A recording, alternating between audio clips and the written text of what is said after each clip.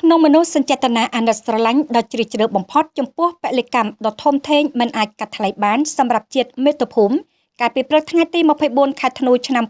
2025នេះសម្ដេចគតិប្រិទ្ធបណ្ឌិតប៊ុនរ៉ានីហ៊ុនសែនប្រធានកាកបាទក្រហមកម្ពុជាបានអញ្ជើញជាលើកទី3នៅក្នុងការចុះសួរសុខទុក្ខវីរយុទ្ធជនការពារបូរណភាពទឹកដីដ៏អង្អាចក្លាហានដែលរងរបួសនិងពលផ្សែងក្នុងសមរភូមិកំពុងព្យាបាលនៅមន្ទីរពេទ្យខេត្តកំពង់ធំវត្តមានរបស់សម្ដេចគតិប្រិទ្ធបណ្ឌិតប៊ុនរ៉ានីហ៊ុនសែននៅខេត្តកំពង់ធំគឺជាការចុះសួរសុខទុក្ខនៅតាមមន្ទីរពេទ្យជាលើកទី3របស់អ្នកម្ដាយមនុស្សធម៌ដើម្បីលើកទឹកចិត្តផ្ដល់ភាពកក់ក្ដៅនិងផ្ដល់ក្តីសង្ឃឹមដ៏ធំធេងដល់វីរយុទ្ធជនដ៏អង្អាចក្លាហាន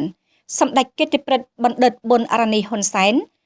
តែងតែមានក្តីបារម្ភខ្វល់ខ្វាយគ្រប់វិនាទីចំពោះសុខទុក្ខរបស់វីរយុទ្ធជននិងក្រុមគ្រួសារក៏ដូចជាប្រជាជនរងគ្រោះនិងងាយរងគ្រោះបំផុតដែលកំពុងជួបប្រទះ